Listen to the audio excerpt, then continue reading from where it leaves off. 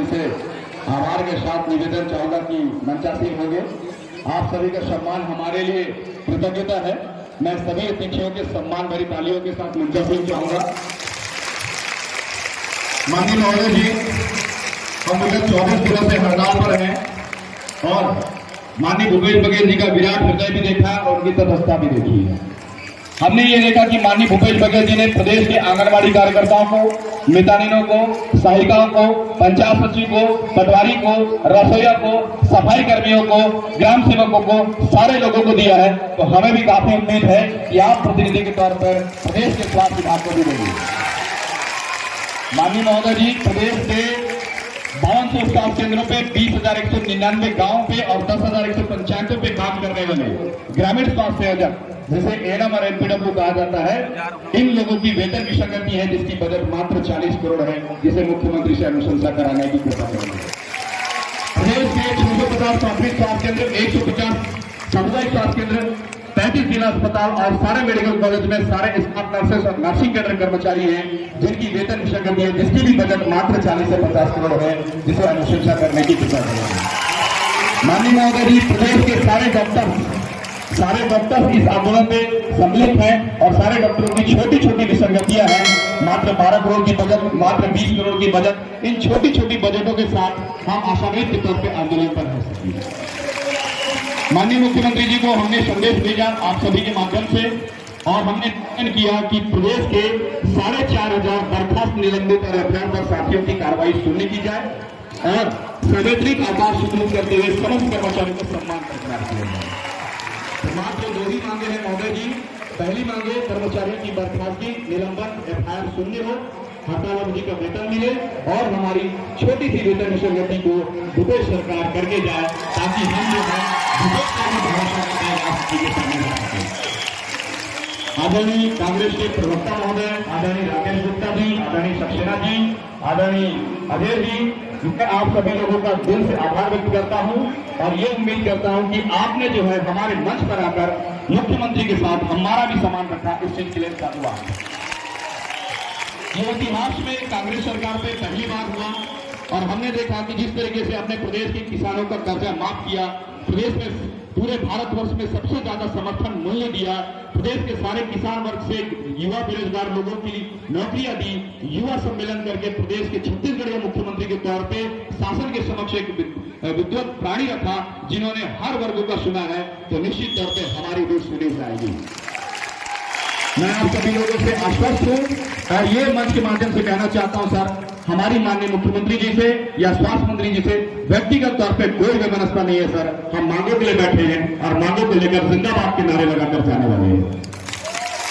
माननीय महोदय जी, हमारे तरफ से माननीय मुख्यमंत्री जी को क्षमा प्रार्थी भी है और हम कांग्रेस सरकार से पूरी उम्मीद और विश्वास के साथ और इस आस्था के साथ यहाँ से जाना चाहते हैं कि हमारी मांगों पर छोटी छोटी पहल होते जाए, ताकि ये छत्तीसगढ़ हेल्थ फेडरेशन, जिसमें प्रदेश के सारे 9 संगठनों के प्रतिनिधिमंडल शामिल होकर प्रदेश की सारी व्यवस्थाओं को, जिस तरह से हमने कोरोना में 2 वर्ष बिना अवकाश के काम किया, बिना छुट्टी के काम किया, ऐसा ही काम प्रदेश की जनता के साथ करना चाहते हैं और जितने भी कार्य हमारे छूटे हुए हैं, ये सारे कार्य हम आंदोलन समाप्ति के बाद पूरी टारगेट पूर्ण करके छत्तीसगढ़ सरकार को स्वास्थ्य विभाग में फिर से टॉप पोजीशन ले जाने के लिए मैं माननीय महोदय जी को आभार के साथ ये मंच देना चाहूंगा कि हमारे सारे कर्मचारियों को सह सम्मान सेवा पे वापसी की उम्मीद के साथ हमारी वेतन मांग पे 2 शब्द कहते हुए हमारे कर्मचारियों को कृतज्ञ करेंगे।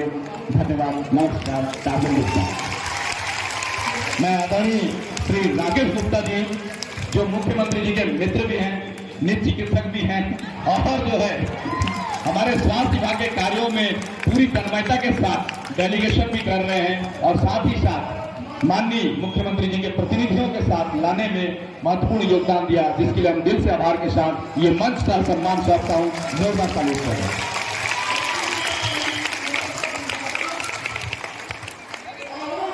बोलो छत्तीसगढ़ महतारी की।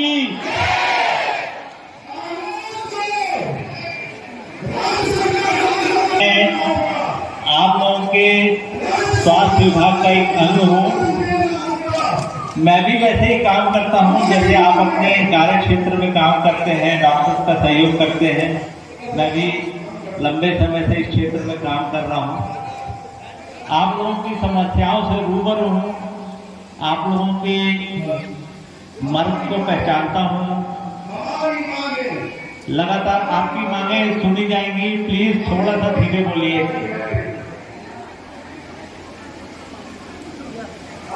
सरकार बनाने में आप लोगों का महत्वपूर्ण और अभूतपूर्व योगदान है, ये बात हम लोग बहुत अच्छे से समझते हैं। बहुत सी चीजें ऐसी होती हैं जो समय आने पे सहयोग के साथ पूरी होती हैं। लगातार हम लोग आप लोगों की मांग को लेकर लड़ते रहे। आप लोगों ने एक छत्तीसगढ़ स्वास्थ्य फेडरेशन बनाया, जिसमें से रीना राजपूत, डॉक्टर रीना राजपूत, नीलिमा लगातार मेरे संपर्क में रही, देवश्री साव मेरे संपर्क में रही। इकबाल तो हर महीने में 2-3 बार मुझे फोन करता था। मैं जहां पर दिखूं वहां टार्गेट मुझे पकड़ लेता था कि सर हमारी मांग के समझ में आया तो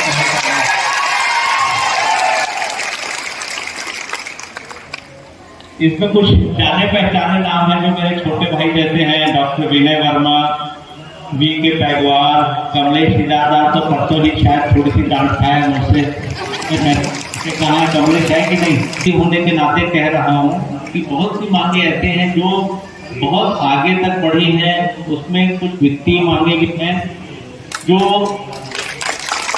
जिनके प्रस्ताव बने हुए हैं, जिन्हें आगे भेजा जाना है लेकिन भेजे नहीं जा सके हैं किन्हीं कारणों से। लेकिन फिर भी मैं बहुत ईमानदारी से, जैसा मेरा स्वभाव है, मैं बेलाग बोलता हूँ और बहुतों के सामने आप लोगों के पक्ष में बेलाग बोलता हूँ।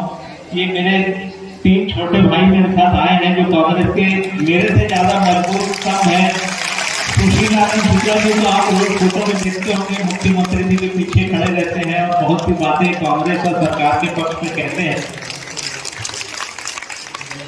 कांग्रेस के जो बहुत देश के चोटी के नेता आते हैं उनको छत्तीसगढ़ सरकार और कांग्रेस की तरफ से अवगत करने वाले हमारे प्रोटोकॉल के चीफ अजय साहू जी हैं।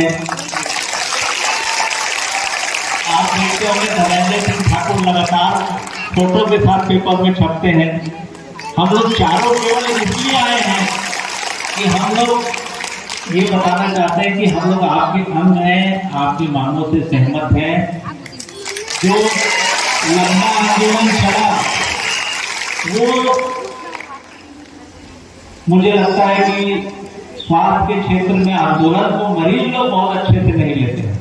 मैं यदि 100 दिन उपलब्ध हूँ, 101वें दिन जरूरतमंद मरीज के लिए नहीं हूँ तो वो 100 दिन की सेवा भुला देता है। आप लोगों ने बहुत शानदार सेवाएं की हैं। छत्तीसगढ़ का कोविड काल पूरे भारत देश में कहा जाता है कि छत्तीसगढ़ सरकार ने, भूपेश बघेल जी की सरकार ने बहुत शानदार काम किया। उसका एकमात्र कारण आप लोग हैं।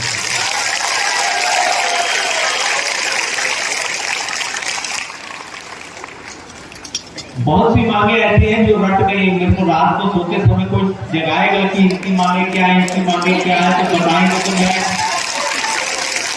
कैडर कितना स्वीकृत है, कितने लोग काम कर रहे हैं, मेडिकल कॉलेज में कितना स्टाफ है, डीएचएस के पास कितना स्टाफ है, कितने बॉन्डेड डॉक्टर्स हैं, कितने टावर के एमपीडब्ल्यू वाले हैं, सब मैं बता सकता हूँ। लेकिन सहयोग की बात यह है कि किसी भी चीज का हमारे माता पिता कहते हैं कोई भी चीज होने तक कोई एक सहयोग होता है, सहयोग नहीं हो पाया, ये मेरे लिए दुर्भाग्य की बात है। लेकिन फिर भी मैं आप लोगों से विनती करने आया हूँ कि लंबी हड़ताल चली, जिसमें से मैं भी छत्तीसगढ़ सरकार के चीफ सेक्रेटरी जी के ऑफिस से आया।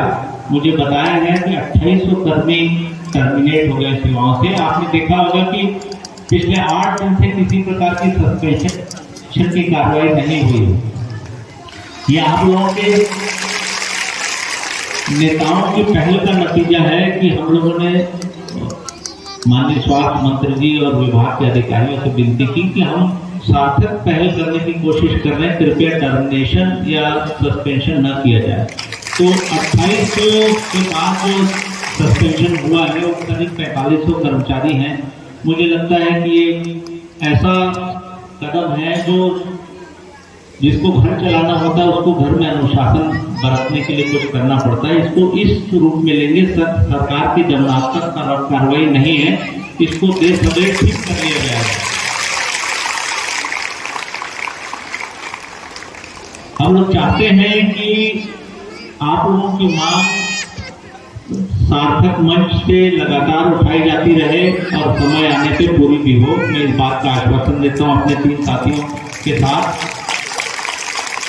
जितनी भी वेतन विसंगतियां हैं उसके बारे में बताया गया, वो मैं भली भांति परिचित हूँ, लेकिन फिर भी आप लोगों से आग्रह है कि सबसे पहली मांग हमारी आप लोगों की तरफ से रहेगी कि जो कर्मचारी टर्मिनेशन और सस्पेंड हुए वो ससम्मान अपने पद पर बहाल हो, ताकि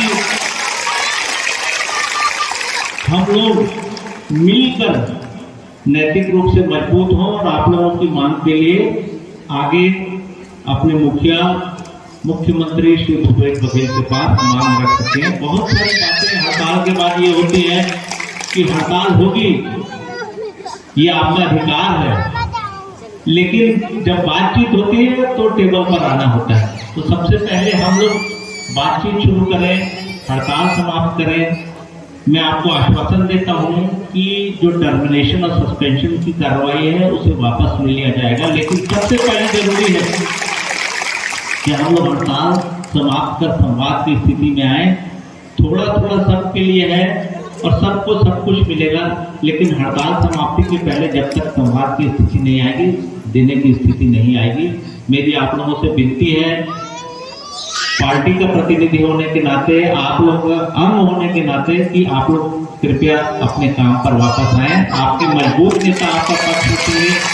हम लोग कोशिश करेंगे कि माननीय मुख्यमंत्री जी से आपकी बातचीत हो, लेकिन हमारा एक नैतिक कर्तव्य है कि हम माननीय मुख्यमंत्री जी से कहें कि सभी हमारे साथी काम पर लौट आए हैं, हम आश्वस्त हैं कि उन लोग बातचीत करने की स्थिति में हैं। आप सहृदयता से उनकी बात सुने, समय आने पे पूरी करें। मैं आपको माननीय मुख्यमंत्री जी की तरफ से आश्वस्त करता हूं, जैसा सभी वर्गों को कुछ मिला है, आप लोगों को भी मिलेगा। हमारे नेता सभी वर्गों के नेता हैं, सबको कुछ न कुछ दिया है। जिन लोगों ने कम मांगा है उनको कभी कभी ज्यादा भी मिला है। तो हम इस बात के लिए आश्वस्त रहे कि जो मांगा है वो हमको मिलेगा। मैं आप लोगों से आग्रह करता हूं कि कृपया हड़ताल वापस लेने का निर्णय लें। जब आप हमें सूचना देंगे तो हम माननीय मुख्यमंत्री जी से आप लोगों की मांग पहल करेंगे।